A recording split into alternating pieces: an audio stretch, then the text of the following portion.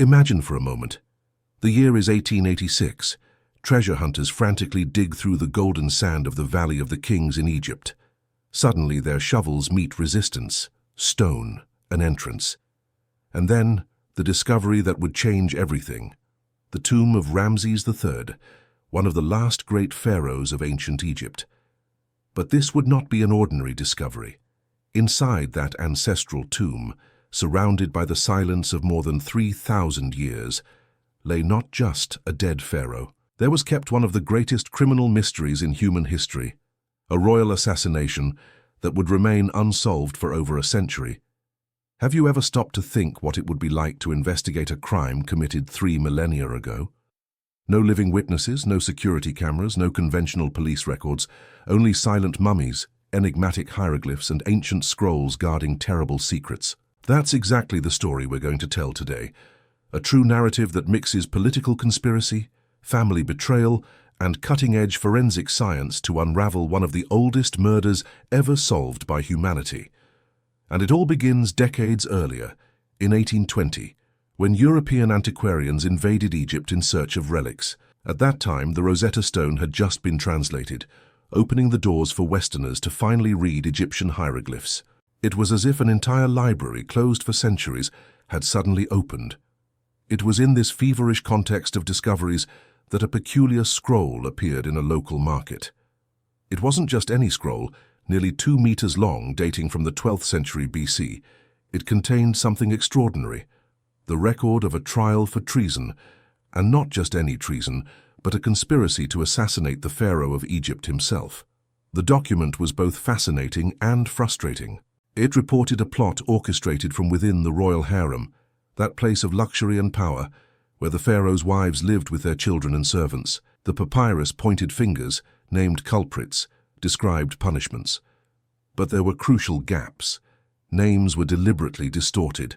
The identity of many conspirators was omitted. And the most important question of all remained unanswered. Did the conspirators succeed in killing the pharaoh? 19th century historians called that document an exercise in reticence. It was as if the ancient scribes had deliberately left parts of the story in the shadows, protecting secrets that not even death should reveal. But let's better understand the context of this conspiracy. Ramses III wasn't just any pharaoh. He ruled Egypt from 1186 to 1155 BC, a period of immense challenges. His kingdom faced foreign invasions, devastating economic crises, and even the first known general strike in history, when tomb builders, dissatisfied with payment delays, simply stopped working. As was customary among pharaohs, Ramses III had multiple wives. There was Tiye, the principal wife, whose position ensured that her children would have priority in the succession to the throne. But there were also several secondary wives, all living together in the royal harem, an environment that, however luxurious, seethed with political intrigue and dynastic rivalries. And here enters our main antagonist, Tiye, one of Ramses III's wives and mother of Prince Pentuer. The judicial scroll revealed that Tiye was not satisfied with her son's position in the line of succession. She wanted more. She wanted the throne for Pentuer. And to achieve this, she was willing to do the unthinkable, eliminate the pharaoh. But Tiye didn't act alone. The document revealed that she had recruited an impressive network of co-conspirators, other wives from the harem, high-ranking officials of the royal household, and surprisingly even the pharaoh's personal physician. It was an epic-scale conspiracy involving some of the people closest to and most trusted by Ramses III. Historians were intrigued. How did a secondary wife manage to convince so many powerful people to participate in such a dangerous plot? What was Tiye's real status? And more importantly, did the conspiracy succeed? What they knew for certain was this: Tiye's son, the principal wife, had succeeded Ramses III as Ramses IV. This suggested that the conspiracy failed in its ultimate goal of placing Pentuer on the throne, but that didn't answer whether Ramses III died at the hands of the conspirators or survived the attempt. If you're enjoying this incredible story of mystery and archaeology, don't forget to subscribe to the channel so you don't miss any of our videos about fascinating historical curiosities.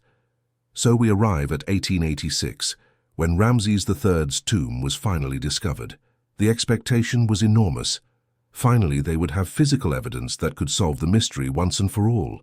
But here occurred an archaeological tragedy that would frustrate future generations of researchers. The excavators of the time, more interested in treasures than in science, didn't adequately document the arrangement of the bodies inside the tomb. They didn't accurately record where each mummy was positioned, how they were arranged, which objects accompanied them. All this crucial information, which could have revealed details about how Ramses III died, was lost forever in the rush to unwrap the mummies. And when they finally unwrapped the body identified as Ramses III, surrounded by impatient and curious spectators, they found nothing. No visible signs of injury. No marks of violence. The body appeared intact, preserved by time and mummification rituals. The conclusion seemed obvious. Ramses III had not been assassinated. The harem conspiracy had completely failed. Case closed. But there was something strange in that tomb, something that didn't make sense. Beside Ramses III's mummy, archaeologists found another body. A smaller mummy with an absolutely disturbing characteristic. Its face was contorted in an expression of agony, mouth open as if eternally screaming. Unlike the other mummies found in the tomb, all carefully prepared, dressed in elaborate ceremonial clothes surrounded by amulets and inscriptions, that screaming mummy had been simply wrapped in a sheepskin. There were no inscriptions identifying who it was. There were no usual rituals of a royal burial. It was as if that body had been hastily thrown there, without ceremony, without respect. Who was that person? Why were they buried so unusually? And why that eternal scream of terror on the face? Historians couldn't answer. Presuming they would never identify the mysterious screaming mummy, they filed the case as another unsolvable enigma of ancient Egypt. The official history solidified. Ramses III died of natural causes. The conspiracy failed, end of story. Decades passed. In the 1960s, with technological advances, researchers decided to X-ray Ramses III's mummy. Surely, they thought, X-rays would reveal something that human eyes couldn't see 100 years earlier. But no, the X-ray showed no signs of trauma, no fractures, no evidence of assassination. The case remained cold, filed, apparently solved. Till in 2002, an archaeologist named Susan Redford decided to look at the mystery from a completely different angle. Instead of examining the mummies again, Redford turned her attention to something that had been neglected, the art on the walls of Ramses III's tomb. Those walls weren't just decoration, they were visual records of history, politics, the royal family. And there, carved in stone, Redford found something revealing. The reliefs on the walls showed Ramses III's heirs in different configurations. Most panels displayed a consistent set of princes. But there was one specific relief that showed a different constellation, and among those princes was Pharaoh, Tiye's son. For Redford, this suggested something crucial. Pharaoh had a much higher status than previously thought. What if Tiye wasn't just a secondary wife, but a queen with legitimate dynastic rights? That would explain how she managed to recruit so many high-ranking conspirators. Her son wouldn't simply be trying to usurp the throne, he would be claiming what he believed to be his legitimate right. It was a revolutionary interpretation, but it still didn't answer the fundamental question: was Ramses III assassinated or not? The answer would only come in 2012, when technology finally caught up with the 3,000-year mystery. An international team of researchers decided to submit the mummies of Ramses III and the unidentified screaming figure to state-of-the-art CT scans and ancient DNA analysis. It was the chance to solve the case once and for all, using tools that Victorian archaeologists could never have imagined. The results were shocking. The CT scan revealed something that had gone completely unnoticed in all previous examinations. Ramses III's neck wasn't intact. There was a deep cut, so deep it reached the bones of the spinal column. The pharaoh had been practically decapitated. How was this hidden for so long? The ancient embalmers had done an extraordinary job. They covered the wound with special bandages and amulets, essentially fixing the pharaoh's body for the afterlife. It was an attempt to restore the physical integrity necessary for Ramses III to cross over to the other world. The abdominal organs had been removed and replaced with figures of the god Horus, associated with healing and protection. Horus amulets were strategically placed around the neck, exactly where the mortal wound was, and at the feet of the mummy. It was as if the priests were trying to magically heal the pharaoh, even in death. Ramses III had been assassinated. The harem conspiracy was successful, at least partially. Are you enjoying discovering the secrets of ancient Egypt? Then turn on the notification bell to stay up to date with all our historical investigations. But the CT scan revealed even more. DNA analysis compared Ramses III's genetic material with that of the mysterious screaming mummy. And the result was conclusive. They were close relatives, father and son. The screaming mummy was Tiye. Imagine the scene.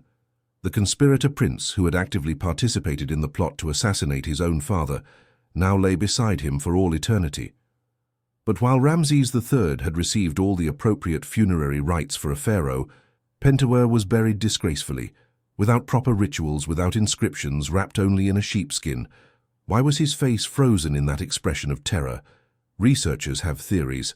One possibility is that Tiye was forced to commit suicide, a form of execution considered honorable for members of royalty, allowing them to avoid the public humiliation of a formal execution.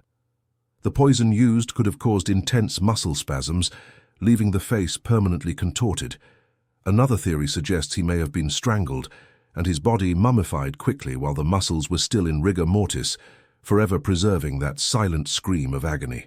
Either way, Tiye's burial was deliberately degrading. While other members of royalty received elaborate tombs and rituals that would guarantee their passage to the afterlife, Tiye was cast into his father's tomb in a way that made his disgrace clear.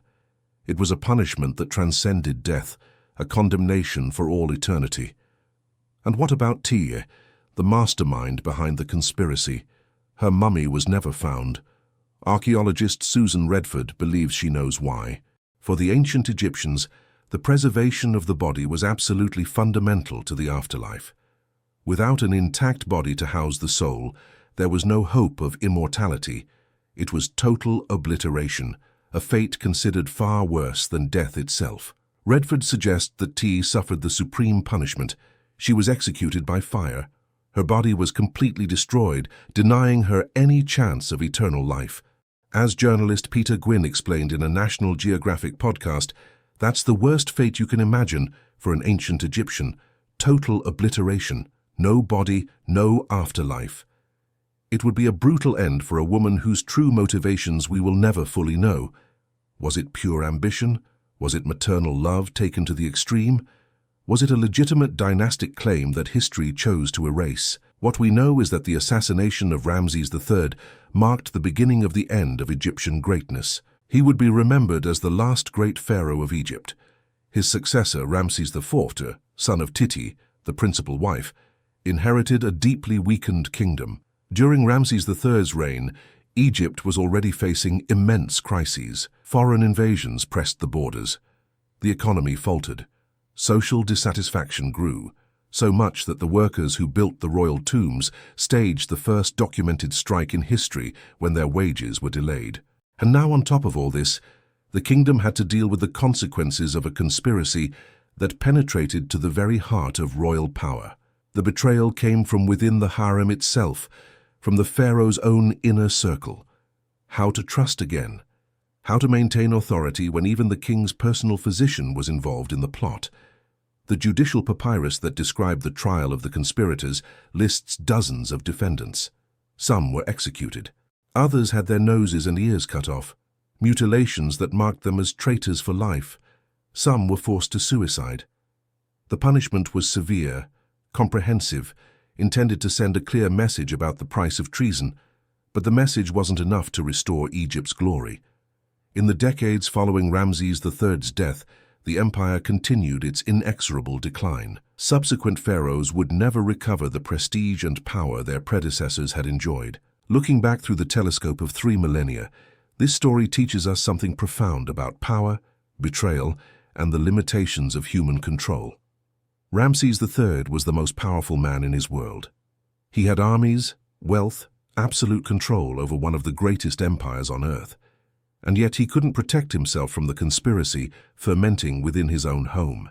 The story of Ramses III's assassination also shows us the incredible power of modern science to shed light on the most ancient mysteries. For more than 150 years, since the tomb was discovered, archaeologists looked at those mummies and drew wrong conclusions.